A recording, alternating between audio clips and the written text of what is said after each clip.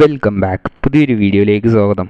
ഇന്നത്തെ വീഡിയോയിൽ ആവേശം ആൻഡ് വർഷങ്ങൾക്ക് ശേഷം ഈ രണ്ട് ചിത്രങ്ങളുടെ ഏതാണ് റിയൽ വിന്നർ, അല്ലെങ്കിൽ ഈ രണ്ട് ചിത്രങ്ങളുടെ കമ്പാരിസൺ ഇത് എങ്ങനെയുണ്ടായിരുന്നു, ഓഡിയൻസ് എങ്ങനെയാണ് റിസീവ് ചെയ്തത്, ബോക്സ് ഓഫീസൊക്കെ മാറ്റി നിർത്തിയിട്ട് ആസ് എ ഹോൾ മൂവി ഈ രണ്ടും എങ്ങനെയുണ്ടായിരുന്നു എന്നതിനെക്കുറിച്ചാണ് നമ്മളിന്ന് നോക്കാൻ പോകുന്നത്.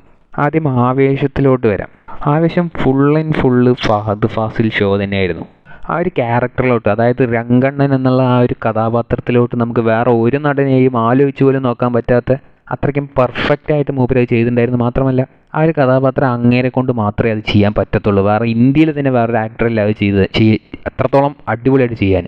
മാത്രമല്ല ആ കോളേജ് സ്റ്റുഡൻസ് ആയിരുന്ന ഹിപ്സ്റ്റർ ആ ഗ്യാങ് അവർ അടിപൊളിയായിരുന്നു. ആ മൂന്ന് പയ്യന്മാരും അവരുടെ ഡെബ്യൂട്ട് മൂവിയാണെന്നുള്ളത് പറയത്തന്നെ അത്രത്തോളം പെർഫെക്റ്റ് ആയിട്ട് ചെയ്തിട്ടുണ്ടായിരുന്നു. അവരുടെ കഥയിലൂടെയാണ്, അവരുടെ കഥയിലേക്കാണ് രംഗണ്ണൻ്റെ ഒരു എൻട്രി ഒക്കെ കൊടുക്കുന്നത്. ഇവർ സീനിയേഴ്സുമായിട്ട് പ്രശ്നമൊക്കെ ഉണ്ടാക്കി ഒരു ലോക്കൽ സപ്പോർട്ട് വേണമെന്ന് പറഞ്ഞിട്ട് ഫഹദ് ഫാസിലിൻ്റെ അടുത്ത് പോവുകയും ഇൻ്റർവെല്ലിൽ അവരുടെ ആ ഒരു റിവെഞ്ചും കഴിഞ്ഞ് അത് രംഗണ്ണൻ വന്ന് ഈ പിള്ളേരുടെ ആ ഒരു റിവെഞ്ചൊക്കെ തീർത്ത് വെക്കുന്നതോടെ തന്നെ സിനിമ കഴിഞ്ഞു.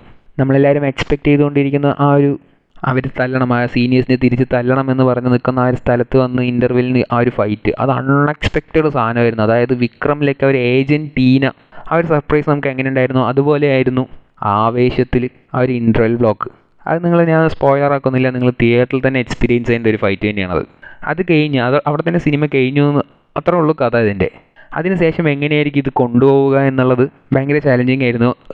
ഇൻ്റർവെൽ കഴിഞ്ഞ് കുറച്ച് സ്ലോ പേസിലാണ് തുടങ്ങിയതെങ്കിലും വീണ്ടും ഈ ഫഹദ് ഫാസിലിൻ്റെ കയ്യിൽ നിന്ന് ഈ മൂന്ന് പിള്ളേർ രക്ഷപ്പെടണമെന്ന് ചിന്തിക്കുന്ന ആ ഒരു സ്ഥലത്ത് നിന്ന് വീണ്ടും പടം ടേക്ക് ഓഫ് ആവാണ്. പിന്നെ ക്ലൈമാക്സ് വരെ ഫഹദ് ഫാസിൽ, എൻ്റെ മോനെ, അയാൾ എന്താണ്, അയാൾ ഒരു രാക്ഷസ നടികൻ തന്നെയാണ് അയാൾ. ക്ലൈമാക്സിലേക്ക് അങ്ങേരുടെ ആ ഒരു സ്ക്രീൻ പ്രസൻസ്, എൻ്റെ മോനെ, ഞാൻ ഇങ്ങനത്തെ ഒരു ഷോ അത് ഇതുവരെ കണ്ടിട്ടില്ല. ഇപ്പോൾ ഒരു സക്സസ്ഫുൾ മൂവിയിൽ ഒരു 5 മിനിറ്റ് ക്യാമിയോ ആയിട്ട് വന്ന് ഇത്രയും എനർജറ്റിക് ആയിട്ട് നിൽക്കുന്നത്, ഫോർ എക്സാമ്പിൾ റോളക്സ് ആയിക്കോട്ടെ, പുഷ്പയിലെ ആ ഒരു വില്ലൻ കഥാപാത്രം ആയിക്കോട്ടെ, അതായത് ഫഹദ് ഫാസിൽ തന്നെ ചെയ്ത ആ ഒരു വില്ലൻ കഥാപാത്രം, അതൊക്കെ എക്സെൻട്രിക് ക്യാരക്ടേഴ്സാണ്. ഇവരൊക്കെ ഒരു 5 മിനിറ്റ് സ്ക്രീൻ പ്രസൻസിൽ വന്നിട്ട് കില്ല് ചെയ്തിട്ട് പോയ ആൾക്കാരാണ്. പക്ഷേ എല്ലാവർക്കും ഒരു ഡൗട്ട് ഉണ്ടായിരുന്നു, ഇവർ വെച്ചൊരു ഫുൾ ലെങ്ത് മൂവി മാത്രമായിട്ട് വന്നു കഴിഞ്ഞാൽ ഈ 5 മിനിറ്റ് തന്ന ഇമ്പാക്റ്റ് ഒരു സിനിമ മൊത്തമായിട്ട് ഉണ്ടാക്കാൻ പറ്റുമോ എന്നുള്ളൊരു ഡൗട്ട് പലർക്കും ഉണ്ടാവും. പക്ഷേ അതുപോലത്തെ ഒരു പെർഫോമൻസാണ് ഈ ഒരു ഫുൾ ലെങ്ത് പടത്തിലും ഫാഫ നൽകിയിരിക്കുന്നത്. One of the finest actor in the country എന്ന് വേണമെങ്കിൽ പറയാം. അതിൽ ആവേശം വേറെ ലെവലായിരുന്നു. പേഴ്സണലി എനിക്കൊരു പക്കാ തിയേറ്റർ എക്സ്പീരിയൻസ് തന്നെയായിരുന്നു. ഒരു മസ്റ്റ് വാച്ച് തന്നെയാണ്. ഇനി വർഷങ്ങൾക്ക് ശേഷത്തിലോട്ട് പോവാം. ആവേശം ഒരു എക്സെൻട്രിക്, ഒരു അഡ്രിനൽ റഷ് തരുന്നൊരു സിനിമയാണെന്നുണ്ടെങ്കിൽ ആ വർഷങ്ങൾക്ക് ശേഷം ഒരു പക്കാ ഫീൽ ഗുഡ് സാധനം. അതായത് ഒരു 18 വയസ്സ് തൊട്ട് ഒരു 60 വയസ്സ് വരെയുള്ള ഒരു രണ്ട് കഥാപാത്രത്തിൻ്റെ ആ ലൈഫാണ് ഈ ഒരു സ്റ്റോറി ആയിട്ട് എടുത്തിരിക്കുന്നത്.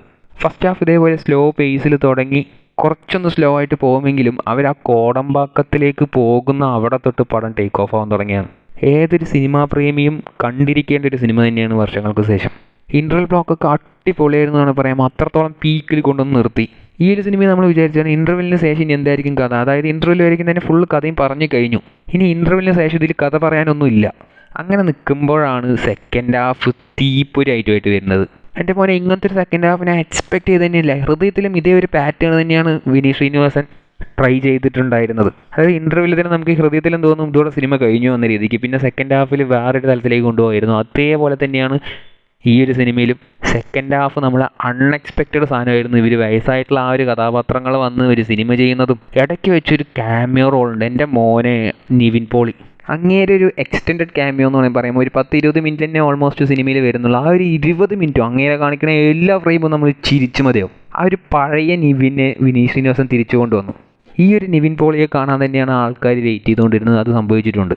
അതായത് സെൽഫ് ട്രോൾ എന്നൊക്കെ പറയും, തന്നെ ട്രോൾ ചെയ്തിട്ട് കൈയടി വാങ്ങുന്ന ആ ഒരു പാറ്റേണാണ് സെക്കൻഡ് ഹാഫിൽ മുഴുവനായിട്ട്. ഇപ്പോൾ പ്രണവ് മോഹൻലാലാണെങ്കിലും സ്വയം ട്രോൾ ചെയ്യുന്ന ഒരു സിറ്റുവേഷനൊക്കെ വരുന്നുണ്ട്. അതേപോലെ നിതിൻ മോളി എന്നൊരു കഥാപാത്രത്തിലായിട്ടാണ് വരുന്നത്. 6-7 പടം പൊട്ടിയിട്ട് 8ാമത്തെ പടം അഭിനയിക്കാൻ പോകുന്ന എന്ന രീതിക്കാണ് വരുന്നത്. അതായത് നിവിൻ പോളിൻ്റെ എക്സാക്ട് സെയിം സിറ്റുവേഷൻ. അങ്ങയുടെ സ്ക്രീൻ പ്രസൻസ്, അയ്യോ എൻ്റെ മോനെ, അത് വേറെ ലെവൽ തന്നെയായിരുന്നു. ഒരു സിനിമാ പ്രേമിക്ക് വളരെയധികം കണക്റ്റ് ആവുന്ന ഒരു സിനിമ തന്നെയാണ്. ഈ പടത്തിൽ പിന്നെ മെയിനായിട്ട് എടുത്തു പറയേണ്ടത് ആർട്ടിസ്റ്റുകളുടെ ചോയ്സ് തന്നെയാണ്. എല്ലാ കഥാപാത്രങ്ങൾക്കും ചൂസ് ചെയ്ത ആർട്ടിസ്റ്റുകൾ വേറെ ലെവൽ തന്നെയായിരുന്നു. മെയിനായിട്ട് ലീഡായിട്ട് അഭിനയിച്ച ധ്യാൻ ശ്രീനിവാസനും പ്രണവ് മോഹൻലാലും ഇവർ കൊണ്ടുപോയി ഫുൾ ആൻഡ് ഫുൾ ഇവരുടെ പെർഫോമൻസ് കൊണ്ട് നിറഞ്ഞു നിന്നു എന്ന് വേണമെങ്കിൽ പറയാം. ധ്യാൻ ശ്രീനിവാസനൊക്കെ എത്ര കാലിബറുള്ള ആക്ടറാണെന്നുള്ളത് ഈ ഒരു സിനിമയിൽ തന്നെ തെളിയിച്ചിട്ടുണ്ട്. അങ്ങേർക്ക് പണി അറിയാമെന്നുള്ളത് ഇതിൽ കാണിച്ചു തന്നിട്ടുണ്ട്. അപ്പോൾ ഈ രണ്ട് മൂവിയും വർഷങ്ങൾക്ക് ശേഷവും ആവേശവും, അപ്പോൾ ഇതാണ് ഇപ്പോൾ ടോക്ക് ഓഫ് ദ ടൗൺ. കേരളത്തിൽ മാത്രമല്ല തമിഴ്നാടും ഓവർസീസിലും എല്ലാവിടെയും അടിപൊളിയായിട്ട് പെർഫോം ചെയ്തുകൊണ്ടിരിക്കുകയാണ്. തമിഴ്നാട്ടിൽ നിന്ന് വന്ന മെയിൻ റിവ്യൂവേഴ്സ് ചാനലിൽ നിന്നൊക്കെ രണ്ട് സിനിമകൾക്കും ഒരേപോലെ പോസിറ്റീവ് റിവ്യൂസാണ് വന്നുകൊണ്ടിരിക്കുന്നത്. സിംപ്ലി ആയിട്ട് പറയാം നമുക്ക് Malayalam cinema at its peak എന്ന്. അപ്പോൾ ഇത് രണ്ടിലും ഏതാണ് റിയൽ വിന്നർ എന്നുള്ളത് നമുക്ക് ആർക്കും തന്നെ പറയാൻ പറ്റില്ല. ബോക്സ് ഓഫീസിലായാലും കട്ടയ്ക്ക് പിടിച്ച് നിൽക്കുകയാണ്. പക്ഷേ ഈ ഒരു സിനിമേൻ്റെ ബോക്സ് ഓഫീസൊക്കെ നമുക്ക് മാറ്റി വെച്ച് നോക്കിയാലും രണ്ട് സിനിമയും രണ്ട് ജോണറുള്ള രണ്ട് തരത്തിലുള്ള ഹൈ ക്ലാസ് പീക്ക് സിനിമകൾ തന്നെയാണ്. ഇതിൽ നമുക്കൊരു വിന്നറെ ചൂസ് ചെയ്യാന്നുള്ളത് അതിൻ്റെ ആവശ്യമില്ല എന്ന് വേണമെങ്കിൽ പറയാം. രണ്ടും നമ്മുടെ മലയാള സിനിമ തന്നെയാണ്. രണ്ടും നമുക്ക് അഭിമാനത്തോടെ പുറത്തു പോയിട്ട്, അതായത് ഇപ്പോൾ വേറൊരു സ്റ്റേറ്റിലൊക്കെ പോയിട്ട് ധൈര്യമായിട്ട് പറയാം ഇത് രണ്ടും മലയാളം സിനിമയാണ് എന്നുള്ളത്. ഏതായാലും ഈ 2024 മലയാളം സിനിമയുടെ പീക്ക് എന്ന് പറയാം.